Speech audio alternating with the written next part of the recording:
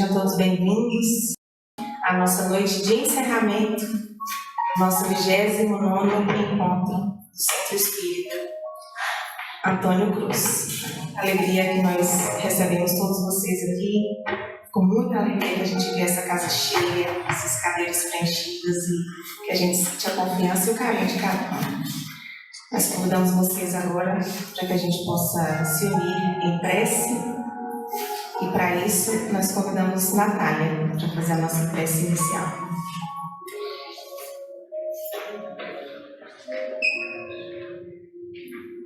Boa noite, gente. Boa noite. Vamos fechar os nossos olhos, respirar fundo e pensar em Jesus, nesse último dia de jornada, e agradecer a Ele pelo seu apoio ao longo desse final de semana e da semana de organização. Agradecer a Antônio Cruz pela sua proteção e que Ele possa estar sempre conosco, nos auxiliando e nos ajudando. Que os benfeitores espirituais possam estar conosco ao longo de todos os dias, na nossa volta para casa e aqui dentro do centro. Que nós possamos ouvir a mensagem de hoje, que possamos conseguir internalizar e que Deus nos ajude a desenvolver cada dia mais o autoconhecimento e o amor ao próximo. Que assim seja.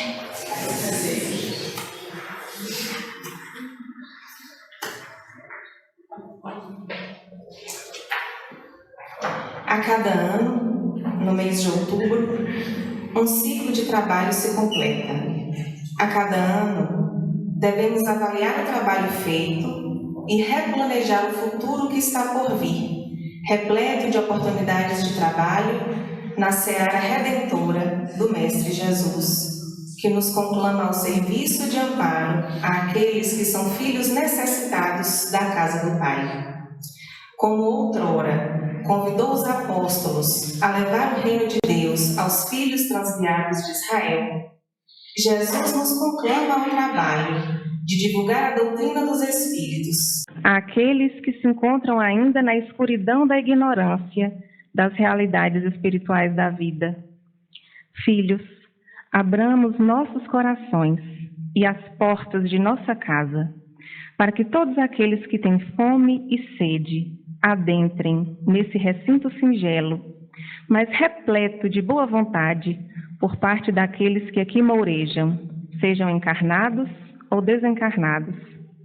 A doutrina espírita é o Evangelho de Jesus explicado segundo os gênios dos espíritos superiores, codificado e organizado por aquele que recebeu esse desiderato, de maneira que todos os enganos do passado ficassem no passado e concentrássemos nossas atenções no ensino moral do Cristo, que, sendo o modelo e guia da humanidade, está à frente da nau que habitamos, para que alcancemos as esferas mais elevadas do reino de Deus. Meus filhos amados, abramos nossos corações a Jesus e permitamos que lá Ele faça morada. Caminhemos com Ele para aprender a viver melhor, conforme a sua moral, que é a verdadeira que nos conduz a Deus. Esse nosso encontro anual é oportunidade oferecida por Jesus para aprender a servir. Servindo, aprendemos a amar. E amando, nos transformamos moralmente. Sejamos firmes no propósito de aprender a servir. E servir aprendendo.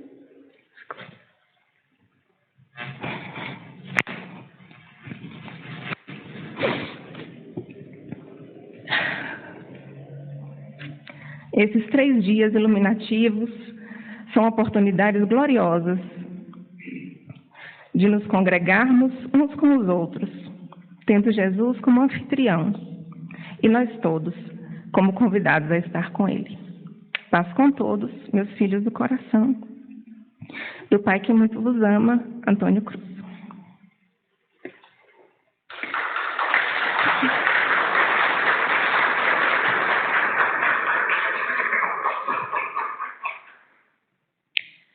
Paralelamente ao encontro da nossa casa, está ocorrendo também o 20º Encontrinho, que é destinado a crianças de 3 a 11 anos. As crianças já subiram, caso ainda tenha algum aqui no salão, pode subir também. A programação, vou falar rapidinho a programação semanal aqui da nossa casa. Todos os domingos nós temos palestra pública, presencial, e todas as segundas e terças-feiras nós temos atendimento espiritual. A gente tem o atendimento presencial na segunda-feira e o virtual na terça-feira. Na quarta a gente tem atividade mediúnica, mas é privativa. Nas quintas e sábados nós temos o estudo da doutrina. Temos o estudo sistematizado, o estudo aprofundado, o estudo das obras básicas. Toda a programação está aqui logo à frente da nossa casa no painel novinho que a gente colocou agora para o encontro, com tudo atualizado, que é virtual, que é presencial. Nós temos a campanha Alimentos para a Vida, que acontece uma vez por mês, no dia de sábado, às 13h30. E nós temos o SESD, que é o ciclo de estudos da evangelização infanto-juvenil, que acontece todos os domingos às 10 horas da manhã. Então, estão todos convidados, seus filhos, seus parentes. Tem atividade para a família inteira, para as crianças, para os jovens e para os adultos. E será uma alegria ter vocês e as suas famílias aqui conosco. E agora nós convidamos para a nossa vibração musical, nosso querido Alan Rocha, para elevar ainda mais o nosso coração, o nosso espírito.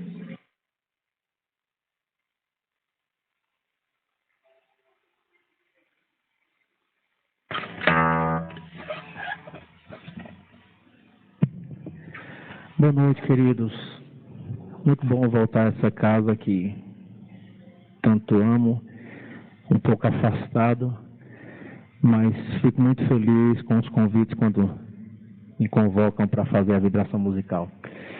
Eu queria propor a todos nós agora elevarmos o nosso coração com os nossos melhores sentimentos ao Espírito grandioso e de tamanha envergadura de amor que é o Espírito Maria de Nazaré.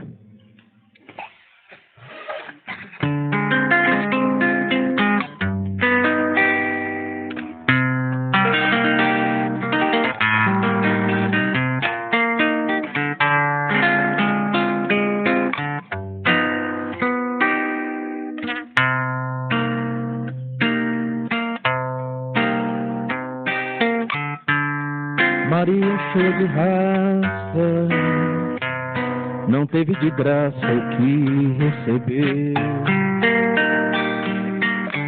Quando alguém é um rio que gera um oceano, não há nenhum tirano que arranque o que é seu. Um ventre, quando se transforma em um santuário, é revolucionário ao meu modo de ver.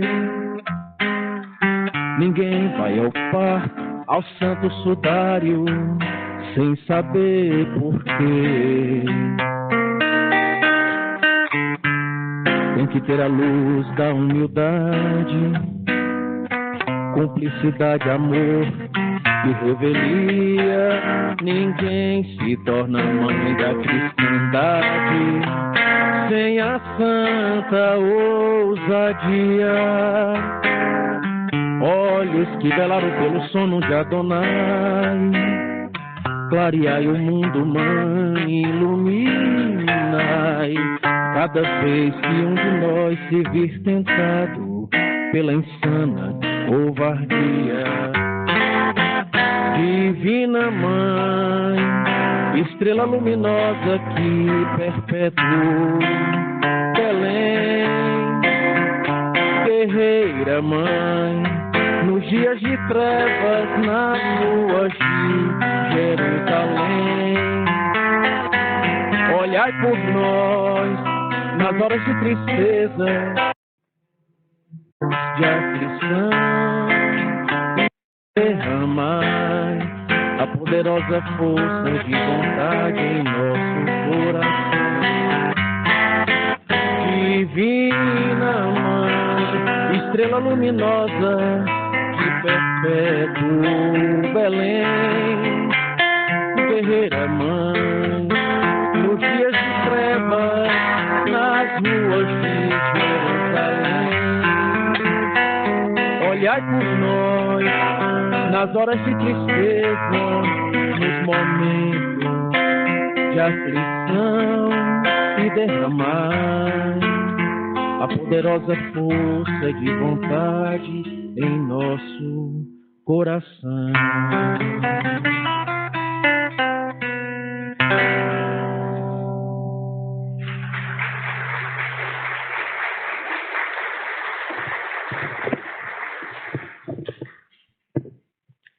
E agora farei uma canção de um amigo nosso de doutrina, o Alisson Menezes.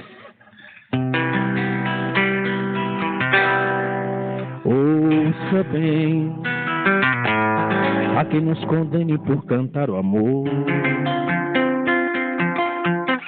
a quem nos condene por falar de flor, a quem nos condene por querer amar. O amor não se encontra assim da noite para o dia.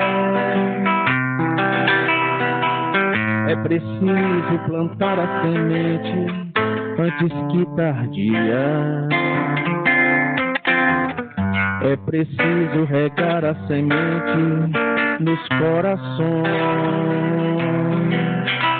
dos povos. O amor, caminheiro da evolução, vai tecendo a paz, florando o perdão, pra encontrar no voo pássaro a imensidão.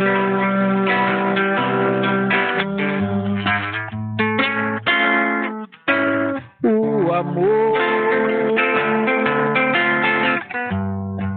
caminheiro da evolução, vai tecendo a paz, florando o perdão, pra encontrar no voo pássaro a imensidão.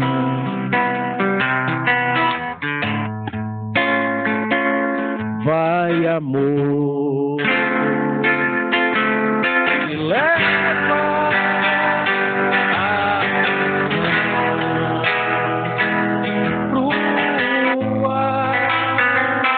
ergue a tua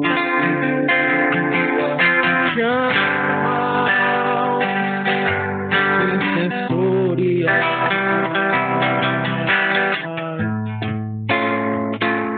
Pegue a nau, diga, encontre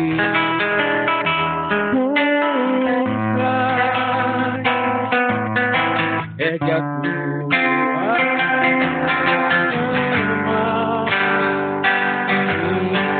sensorial. Pegue a nau,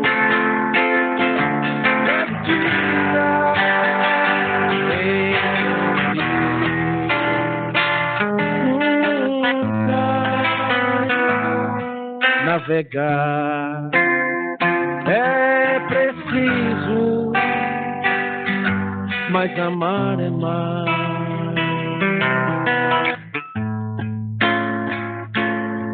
Amor, razão de vida dos mortais.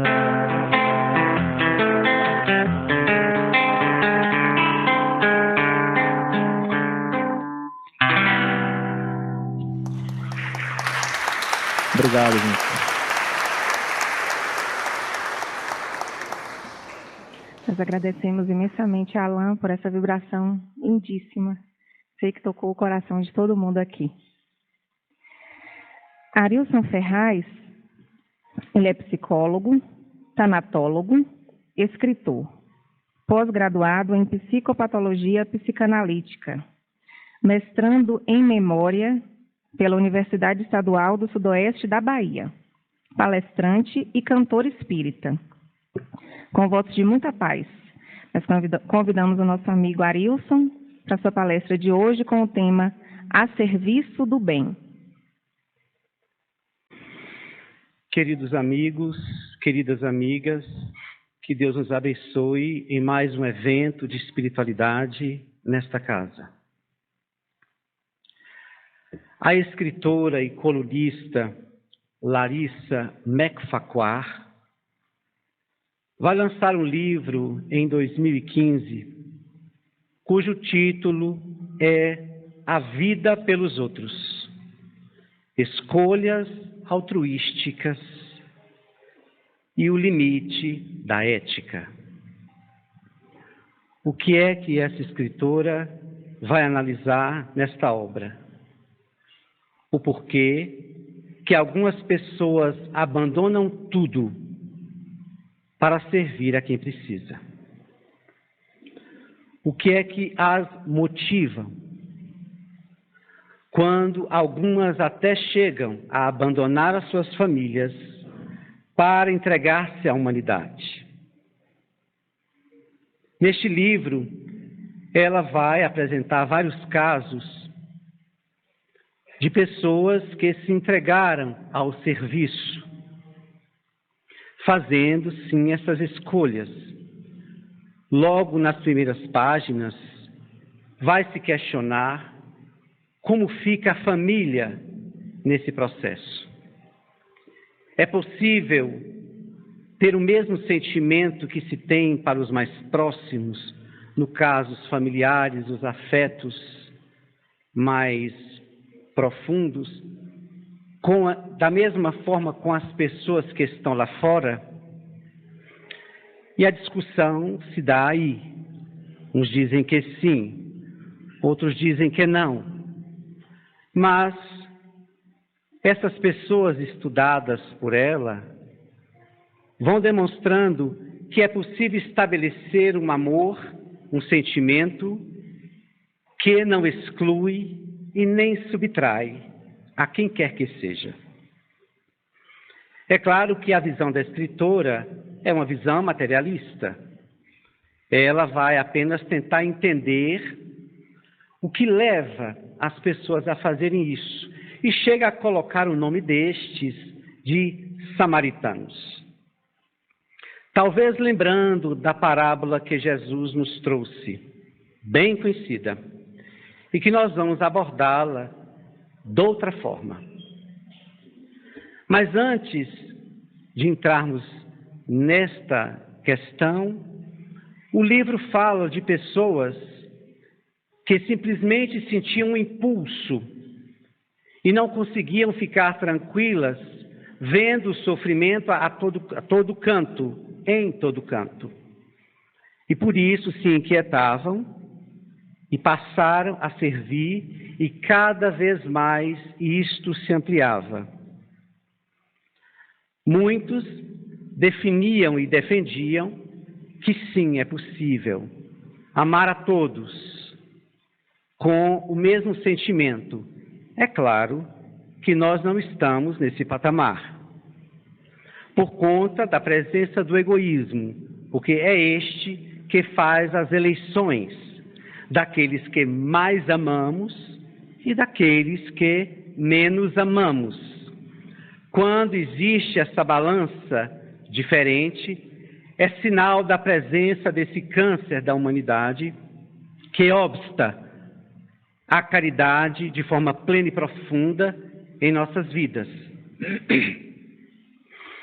Então nós não vamos tratar, ou nós não vamos estabelecer um incentivo à caridade, porque não é da ordem do estímulo, não é da ordem de um comando, é da ordem de um despertar. E como nós estamos diante de uma doutrina que nos traz revelações que nos capacitam para esse despertar, é forçoso que cada um de nós estabeleça a sua busca para entrar neste caminho de serviço. Porque está lá no Evangelho segundo o Espiritismo, fora deste, não há salvação. Mas por que será? É porque Deus quer ver-nos servindo à sua obra? Não. É porque, para que a caridade tome o primeiro lugar das nossas vidas, é necessário que surja algo antes, e é este algo que salva. Não é o fazer em si. Para aqueles que não compreendem, pega a mensagem e diz, preciso servir, e começa a servir automaticamente. Mas esquece de que a caridade salva não é pela obra em si, mas pelo que a fundamenta. E o que é que fundamenta a caridade? O sentimento do amor. Então, sem este vigorando, essa caridade, ela não alcança os seus propósitos fundamentais. De fazer a criatura não apenas fazer movimentos de serviço ao outro, mas um movimento de entrega total. Aí está, talvez, o que Cáritas vai dizer da caridade pura. É quando o indivíduo entende que as coisas materiais que podemos utilizar para ajudar alguém são só pontes de exercício para que a alma um dia chegue e perceba que ela também está indo junto de tudo aquilo que materialmente ela doa. É a caridade moral e a caridade moral implicadas uma na outra. Não se separam. Para o espírito maduro, elas vigoram, elas atuam em conjunto, não há esta separação. E é por isso que precisamos, antes mesmo de ir servir por um comando, é importante começar a exercitar o único sentimento capaz de sustentar este propósito de serviço. Porque como nós somos espíritos comprometidos, cheios de imperfeições, é claro que essa caridade, ela naturalmente vai ser minada. Minada pelo egoísmo, pela vaidade, pelo orgulho. De hora em hora estaremos fazendo a caridade como barganha na busca de um lugar bom no mundo espiritual, ou numa postura vaidosa de mostrar o que se faz ou como se faz, ou acreditar que aquele fazer automatista, lhe garante um lugar, um posto ou uma visão positiva dos outros. A caridade, a prática da caridade está sim invadida quase que sempre pelas imperfeições.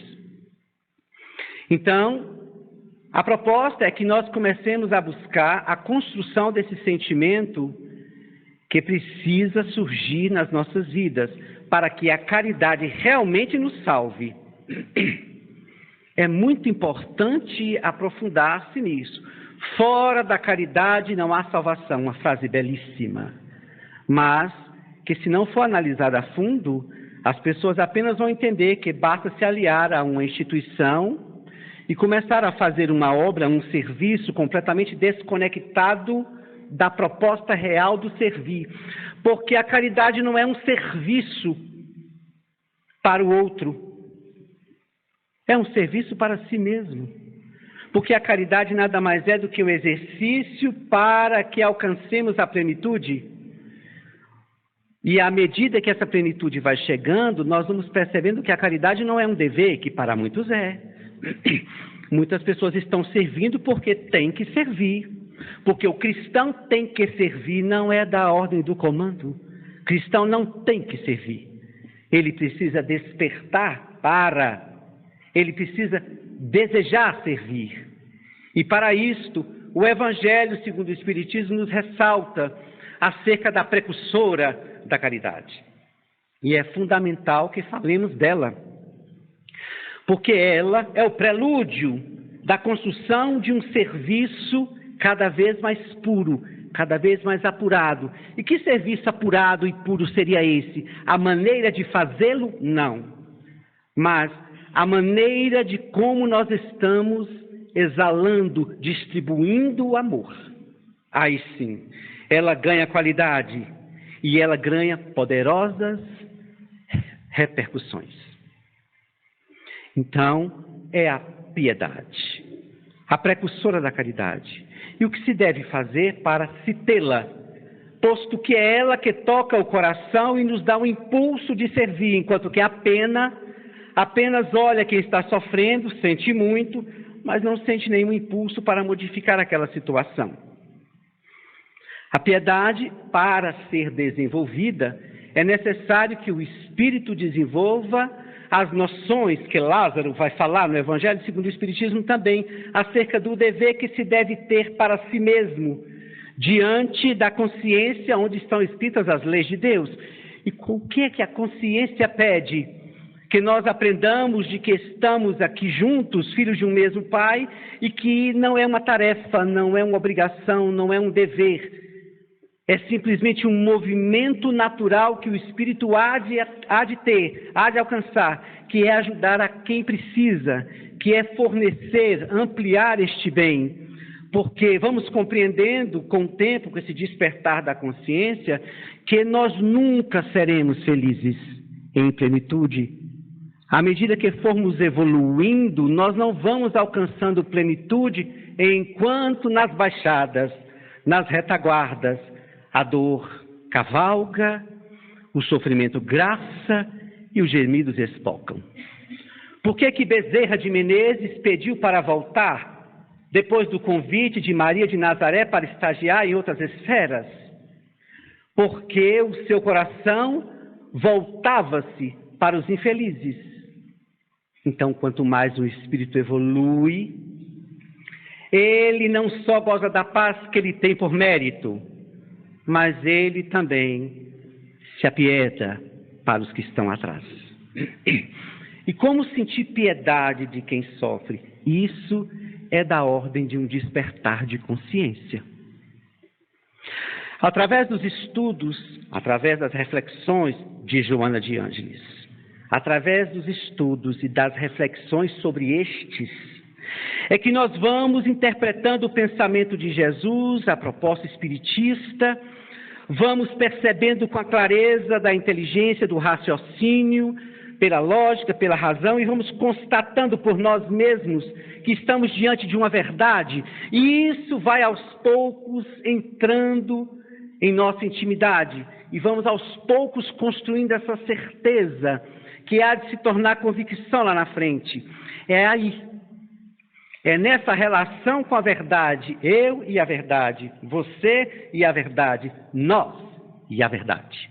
É uma relação particular, onde eu me deparo diante de uma grandeza, de uma luz, que veio completamente ajustada para não nos cegar, mas clarear os caminhos. Então, eu preciso começar a ter uma relação com essa verdade, que é a mensagem de Jesus, hoje apresentada de forma total e plena pelo Espiritismo. É essa relação que nós precisamos ter para ir ruminando este saber, exercitando esse saber, para que assim a alma se compenetre, a alma abrace essa proposta, não porque alguém disse, não porque há uma proposta, há um chamado, muito cuidado com isso. Chamado, proposta e convite é muito da ordem da seita. E Espiritismo não faz seita. Expõe e deixa. E como podemos lembrar de Jesus, quem quiser vir após mim, que esqueça de si mesmo, carregue sua cruz e venha. Olha Jesus deixando-nos com a própria consciência, com a própria liberdade de ação para poder vir. Então, o Espiritismo não faz chamados, não dá comandos. Ela apresenta os caminhos da libertação do espírito, se afastando paulatinamente das cangas do passado. é só. Para nós, a tarefa é um pouco mais árdua, porque nós não temos gurus, nós não temos mestres, nós não temos chefes, nós estamos apenas com uma consciência, aguardando-nos as ações para que as reações surjam naturalmente pela lei de causa e efeito. Então é um contato com a verdade. De onde eu vim? O que estou fazendo aqui? Para onde vou? Tem sentido tudo isso que eu leio toda semana? Se não tem, eu devo rejeitar. Mas se tem, o que isso me diz? O que isso me fala?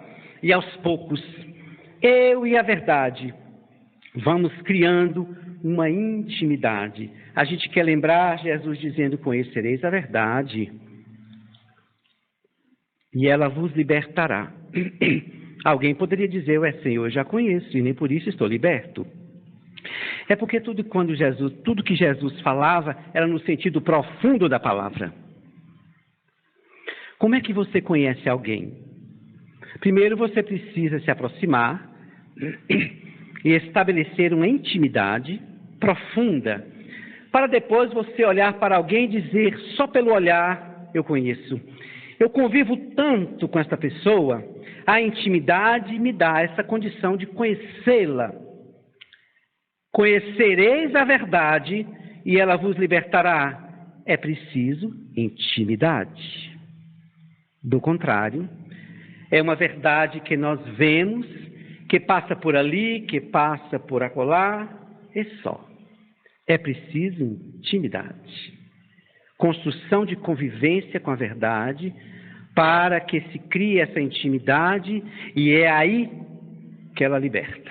Do contrário, é por fora. Este é o grande problema da criatura humana no campo religioso. Sabe muito e pratica pouco. Essa é a nossa grande dificuldade. É por isso que a doutrina espírita, como ciência, veio nos chamar para construir as próprias bases através do raciocínio, através do estudo. É uma ciência que nos apresenta e nos deixa no compromisso de estabelecer um vínculo com essa verdade ou não. E é por conta disso, por conta dessa preguiça moral, muitas vezes, que temos, porque atavicamente nós estamos esperando ainda, querendo ou não, estamos ainda esperando salvações de graça, ou com esforços pelo muito frequentar, pelo muito fazer de forma superficial. Não. É necessário que o espírito modifique-se por dentro. Como é que ele se modifica?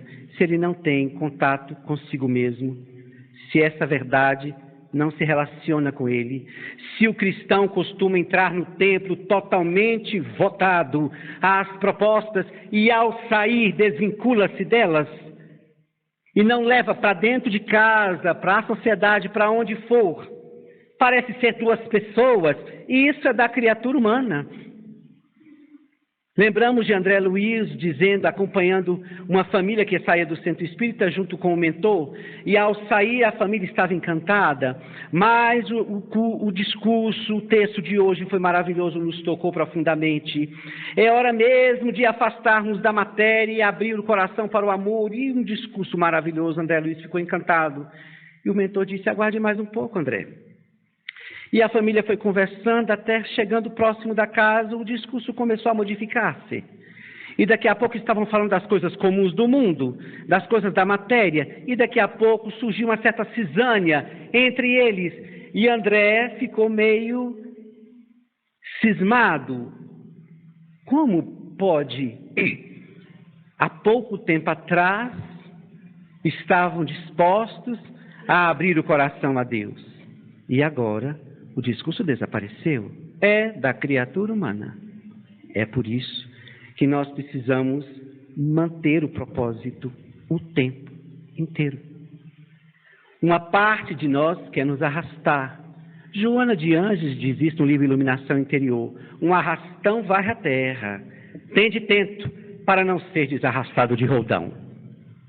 Tende tento é semelhante ao que Jesus disse: assentai tua casa sobre a rocha. Porque se a tempestade chegar, ela vai arrastá-la. Sedimentar a fé pela lógica e pela razão, não porque alguém lhe disse. Você confia mesmo no que prega? Você confia mesmo no que divulga? Você confia mesmo no que estuda? Porque isso tem que ser uma construção particular. Porque se foi herdada por uma geração, por um discurso de senso comum ou de convivência, não é uma conquista particular. O que significa dizer que essa fé há de titubear, pois que não tem fundamentos internos. É aí a relação com a verdade. Paulatinamente estudar, refletir, exercitar-se no bem, para que isso se torne algo normal, natural, da criatura. Nos mundos superiores, ninguém que faz o bem a muitas almas se destacam. Como aqui. Nós temos um nome ali, né? Uma irmã Dulce ali, Madre Teresa ali, Albert Schweitzer se destacam. Nos mundos superiores ninguém se destaca dessa forma, porque é comportamento comum de todos. Nós estamos em um mundo de provas e expiações, somos imperfeitos. Alguns espíritos superiores se apresentam, e é por isso que eles se destacam.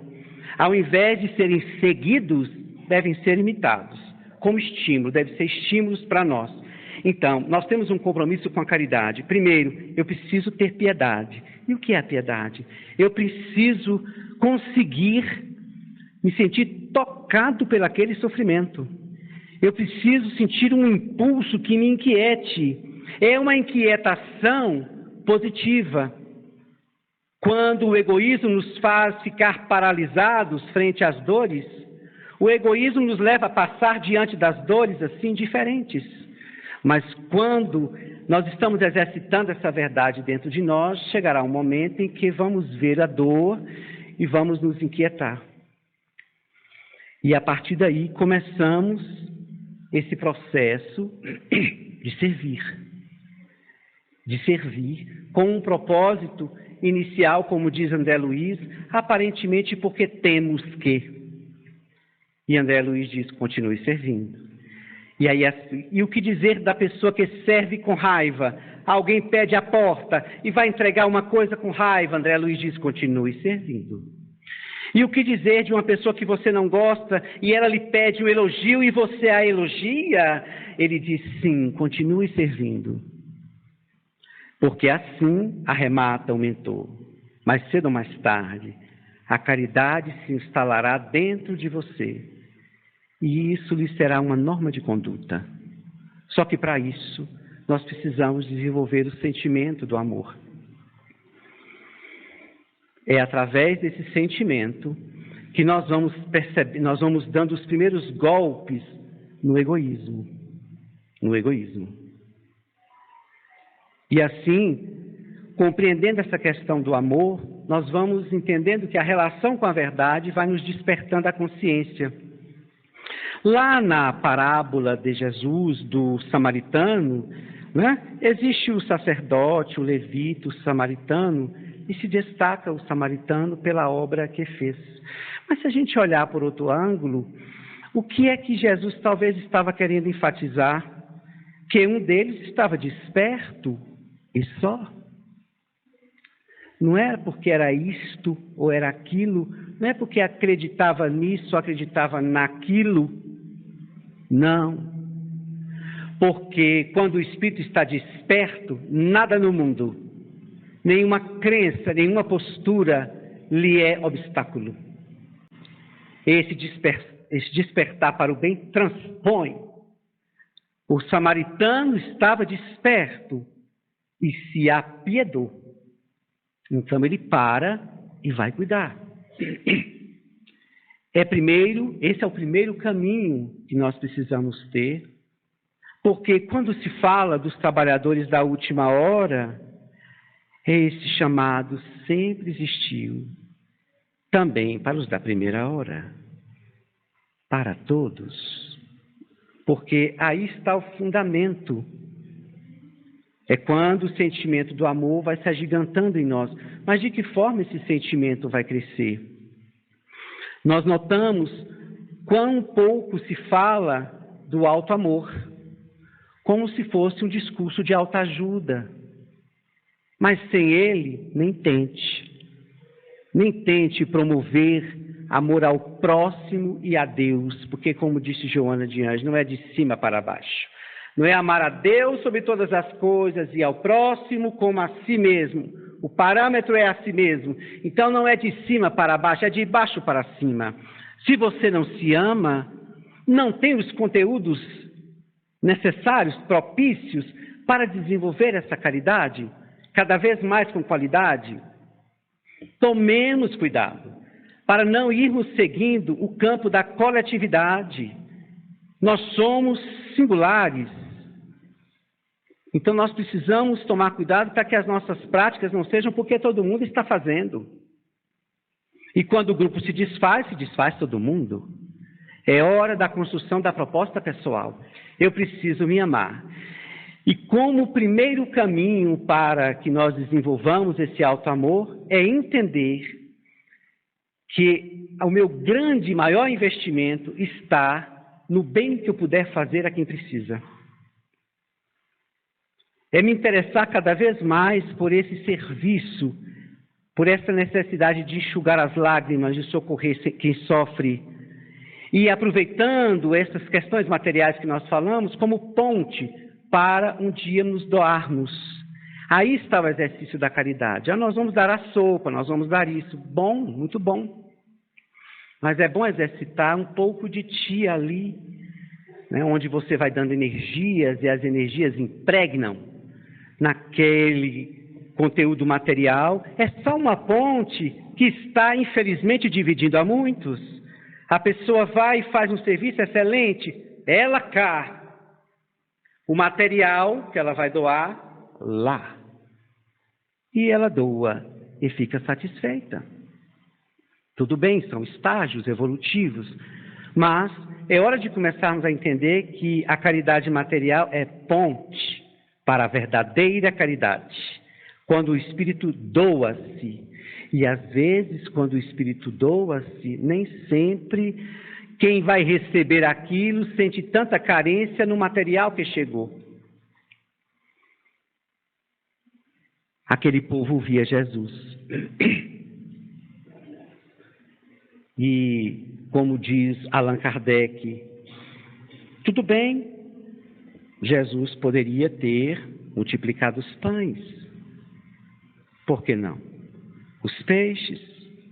Mas também se sabe que quando as pessoas estão envolvidas em um assunto que eles tomam, que eles tocam, que os elevam, o estômago cala, não apresenta seus fenômenos. Ou que multiplicou, ou que não multiplicou. O que na verdade Jesus fazia era uma grande doação espiritual para aquele povo, que estava tão faminto de paz, que provavelmente pode não ter lembrado da fome, porque se analisarmos, há uma preocupação dos discípulos, não é? É muita gente para alimentar. Era o mesmo povo que estava com fome? Ou eram os discípulos que estavam imaginando o quê? Como vamos alimentar este povo? Talvez já estavam, não é? Estamos aqui só refletindo, analisando, porque o pensamento de Jesus é tão elevado que a gente ainda ousa fazer algumas interpretações. Provavelmente era assim, talvez seja dessa forma. Mas nos pautando na evolução daquele espírito, imaginemos a sua vibração poderosa que envolvia aquelas almas tão carentes. Pensar em fome. Percebam que há fenômenos na nossa vida comum que a gente não lembra de comer, não é? Já perceberam isso? Eu estava tão envolvido com aquele jogo, com aquela história, com aquela situação, menino, eu esqueci de almoçar, eu esqueci de fazer uma... E imagine o Senhor dos Espíritos falando e as irradiações poderosas caindo sobre todos nós, e ali recebendo algo que a criatura nunca havia provado. Será mesmo que caberia uma fome? É isso que a caridade, que o amor faz. Ele alcança as necessidades físicas e espirituais. Às vezes, é por esse viés, é por este caminho, que as pessoas não, quando alguém serve com amor, ela pode estar proporcionando a esse espírito que recebe a possibilidade de não só valorizar a matéria, mas aquilo que recebeu espiritualmente, ao ponto de querer fazer alguma coisa para sair daquela situação. Porque nós não podemos trilhar pelo caminho do assistencialismo, não é? Pois é. Nós precisamos promover as consciências, despertá-las, vamos ajudá-las nas suas carências materiais, mas vamos entender que o foco não é este. Há algo mais profundo que precisamos trabalhar para que esses espíritos saiam dessas situações miseráveis e que possam perceber o que há neles, o mesmo Deus que há em mim. Então, pela piedade, a gente vai sabendo se estamos desenvolvendo uma relação com a verdade. É pela piedade e não pelo dever, porque tem que. É sentir vontade de fazer alguma coisa e ficar feliz por aquilo, né, que pôde enxugar a lágrima de alguém sem precisar dizer a ninguém. Isso também Jesus nos ensinou, não é? É por isso que eu disse que a caridade é invadida pelas imperfeições da alma. Né? A gente gostaria que as pessoas percebessem quão bons somos, ou olha o que nós fizemos. Trabalhar isso e diminuindo esse personalismo, essa necessidade de mostrar como aqueles homens que mostravam no templo a sua bondade e o seu serviço. Então, se nós não trilharmos por aí, nessa busca da construção da nossa intimidade com a verdade, para que daí surja essa sensibilidade para quem sofre, nós corremos o risco de nos automatizarmos e sermos pessoas assim fantásticas no que diz respeito a elaborar eventos, trabalhos para servir e por dentro sem reverberação afetiva, sem amor. Então, vamos voltar a essa base. Vamos exercitar esse sentimento do alto amor. Eu preciso investir neste trabalho de serviço a quem precisa. Terei um grande inimigo, que é o egoísmo. Ele vai me desviar o pensamento. Ele vai criar várias situações.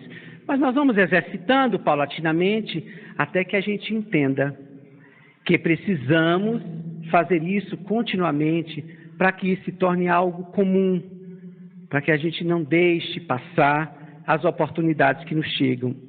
A gente acha interessante quando somos convidados a fazer uma palestra.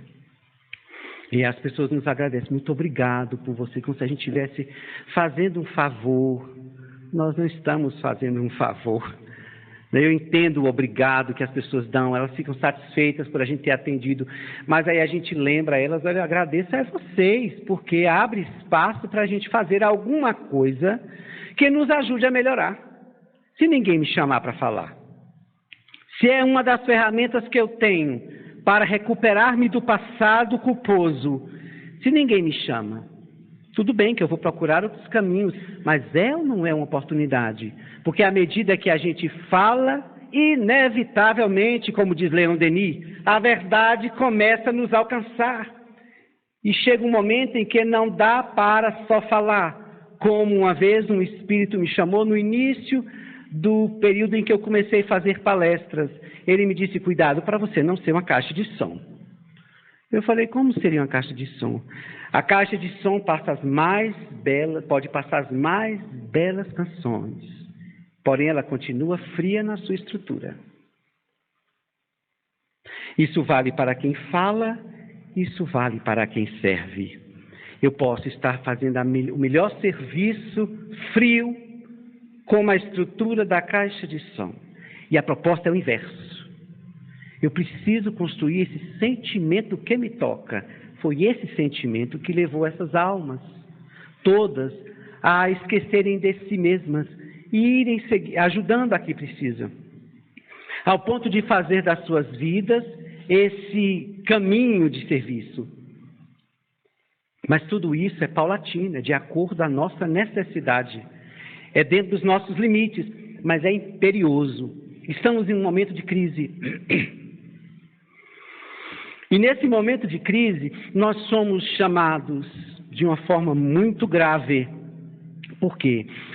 Não porque nós somos importantes, porque somos espíritos, isso ou aquilo, não. Porque nós estamos diante de uma verdade que nos dá total condição de perceber o nosso papel no universo, o nosso papel numa reencarnação, o nosso papel num corpo. A doutrina espírita deixa claro para nós o nosso papel, a nossa tarefa. E é por conta disso que nós temos que espalhar o bem, onde quer que estejamos. Mas para isso, nos equipando cada vez mais com esse sentimento do amor, nos aprimorando pelo conhecimento, não é? Estudando para entender as dinâmicas da vida e do comportamento e exercitando esse bem nesse momento de caos. O mundo grita e geme, a regeneração está ali daqui a pouco. E quais são aqueles que serão convocados? Bem, aqueles que mais enxergam. Percebam, não são porque são aqueles que mais têm condições moral para, não, os que mais enxergam. Os que estão entendendo o que está acontecendo no mundo e o que deve ser feito nesse atual momento para minimizar os impactos e para promover esse progresso que deve surgir. Então, estamos sendo chamados. Porque dentro de todas as doutrinas que nós conhecemos, a única que cumpre João 14, a promessa de Jesus, é o Espiritismo. Porque eis o Espírito de verdade que vos dirá tudo aquilo que eu vos disse. Todas as religiões cristãs fazem isso. Só não segue a segunda parte, né? E vos dirá tudo aquilo que no momento eu não posso lhes dizer. Pronto. Aí está o Consolador prometido. E onde é que ele se encontra? Bem, a única doutrina que fala para além do que ele trouxe à época é o Espiritismo, revelando exatamente tudo. Nós estamos diante de uma verdade que não há como dizer, eu não sei para onde ir e o que devo fazer.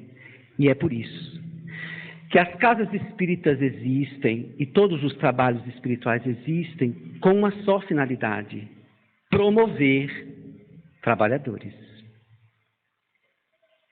convocar trabalhadores, fazer um chamado, vem ajudar, não é? Há muitas pessoas, por questões atávicas, ainda estão semelhante àquelas pessoas nas igrejas lotadas. Elas sentadas, ouvindo o pastor ou o padre ou quem quer que fosse, falando, e fala da verdade, e depois ela arruma e vai para sua casa. Na doutrina espírita, a proposta é outra. À medida que você vai se aprimorando, levanta-te e anda. A verdade que você hoje absorve através dos estudos na casa espírita ou nos eventos já lhe faculta total condição de colocar-se como um trabalhador. Não é André Luiz que vai dizer que espiritismo em uma semana já lhe dá total condição de modificar a própria vida? Então, o que é que o mundo superior está esperando? Levantem. Já tem todos vocês um conhecimento para se candidatar ao serviço. Vai em busca de fazer alguma coisa em prol deste mundo. Faz parte dele. Será muito bom sair daqui entendendo que o seu tijolo foi colocado na estrutura nova e que você contribuiu. Então, chega um tempo onde não é necessário mais, não se pode se esperar mais ouvir. A verdade, diz o Evangelho segundo o Espiritismo, a verdade precisaria ser revelada, e foi, há mais de 2000 anos atrás por Jesus. Agora, ela precisa ser aplicada. Então, repensemos os nossos lugares nos trabalhos espiritistas. Eu sou o que ouve? Eu sou o que participa e fico à margem? Ou eu sou aquele que diz, já está na hora, não é? Já está na hora, quero fazer alguma coisa, preciso fazer alguma coisa. Eu não posso estar aqui o tempo todo ouvindo, aprendendo, ouvindo, aprendendo, ouvindo, aprendendo. E o alto diz, sim, quando é que você vem? Porque o mundo está um caos. Nós precisamos de trabalhadores. Então, acreditamos que no futuro, dia virá que esse tipo de atividade vai acabar. Um em pé falando e os outros sentados ouvindo, porque não terá mais ninguém parado. A verdade já vai estar na vida interior e ninguém terá tempo para mais nada, senão para servir. Para tomar um lugar na vida, em família, na sociedade, para servir e acudir. Não tenho tempo. Por quê? Porque a mensagem que vou ouvir já anda comigo. Ela fala aos meus ouvidos. E eu sinto uma necessidade de espalhá-la, de pregá-la, de aplicá-la através da ajuda que eu posso fazer. Espíritas, amai-vos, eis o primeiro mandamento, instruí-vos. Cabe bem agora, não é? Poderia ser o contrário, não é? Olha a sabedoria do Espírito de verdade. Espíritas, amai-vos, instruí-vos. A gente começou se instruindo no processo evolutivo. Não é? Ou seja, sim, mas em primeiro lugar é o amai-vos. É a aplicabilidade de tudo que se sabe. É a relação com a verdade que vai te levar a este lugar. Amai-vos uns aos outros. Vós sereis reconhecidos por muitos se amarem. Percebe que Jesus fala de uma conduta, de uma maneira de viver. E não um serviço aqui, um serviço acolá. Não, é a caridade na nossa vida. Sem ignorar os compromissos materiais, posto que a vida material também é bênção, que nos faculta várias experiências para nos levar a esse aprendizado, a essa maturidade do senso moral. Mas nós seremos conhecidos por muito nos amarmos. Ou seja, é uma constância, é um constante. E é por isso que não dá para unir uma coletividade sem que cada individualidade se disponibilize a amar-se, a perceber que é espírito e que precisa dar conta do que lhe foi confiado nessa existência. Daqui a pouco a morte chega, eu preciso desenvolver o amor que há em mim, para ele exalar e para o próximo. E é nessa busca que as almas vão se juntando e daqui a pouco se forma um exército de amor. E o mundo começa a ter modificações severas. Percebam, unem rapidamente exércitos, rapidamente, para fazer o mal. Mas não se unem exércitos para fazer o bem. Há uma lentidão. Por quê? Porque são poucos que espocam ali, espocam aqui e não faz multidão. Por isso que é importante entendermos que o Espiritismo veio nos convidar a ter uma relação profunda com a verdade, particular, pessoal, intransferível. Criar uma intimidade. Quando essa intimidade estabelecer, surge a convicção, aquela de Paulo, que enfrentou a morte e todos os desafios sem nenhum problema. Convicto. Então, nós precisamos de convicção. E sem estudo, sem reflexão, sem mergulho interior no que nos foi apresentado, isto não vai acontecer. Estaremos mais sustentando um discurso do que uma verdade.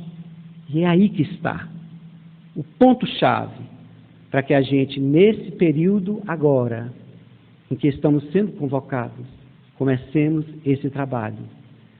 Eu sou espírita, a gente pode dizer assim, não é? Eu sou espírita, então eu sei a minha tarefa. Ou não? Eu sei. Onde eu estiver, eu tenho que ser sinal de bênçãos. Onde eu estiver. Disse-me um espírito uma vez. Não é? Porque em cima disso a gente vai entender a questão. Ele disse, não é onde você vai estar, é como você vai estar. Era por isso que quando viam Jesus com o povo de má vida, achava estranho, mas não era onde ele estava, era como. Então o importante é como eu estou, como eu estarei, dentro dos contextos que a vida me chama. Eu preciso desenvolver o bem, onde eu estiver. Porque é como eu estiver, como eu estou, é que vai fazer toda a diferença em nossas vidas. Então, a palestra não é um chamado, não é um comando, é um convite que a consciência sempre nos fez. Não dá, chega uma hora que não dá para a gente falar de tantas coisas graves, elevadas e ficar no mesmo lugar. Para encerrar, eu vou voltar a contar aquela história que eu já contei aqui, porque ela representa a realidade da criatura humana em muitos pontos.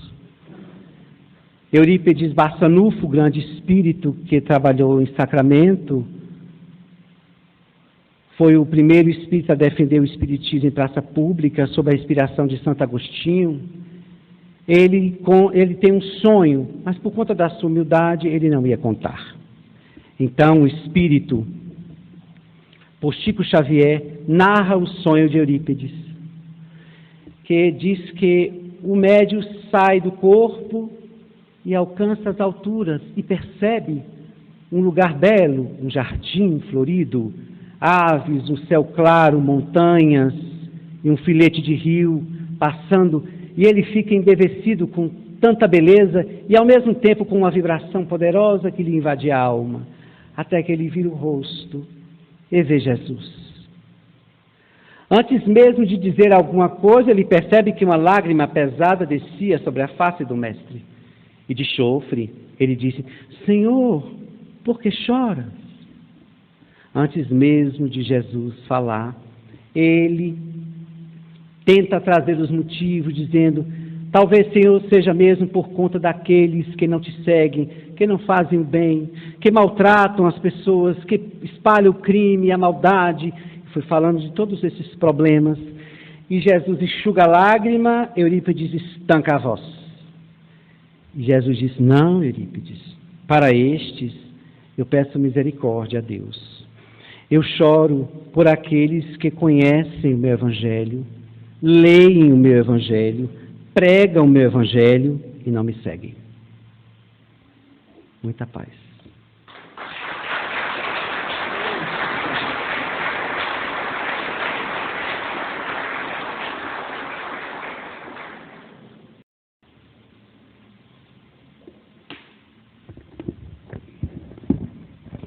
Nós agradecemos ao nosso querido amigo e irmão Arilson Ferraz por essa palestra belíssima de hoje e por todos os esclarecimentos que ele nos trouxe. E agora a gente vai fazer um sorteio de um livro para vocês. Vocês receberam, quando chegaram, um marcador, né? E no verso tem um número. Se a Arilson puder, pode escolher o número de 125 a 249? 140. Está aqui? Não. Mais um. 125, a partir de 125. 150. Ah, tá aí. Aí. Tá aí? Aí, vamos dar um livro dos médiuns para você estudar. Pode vir receber, por favor.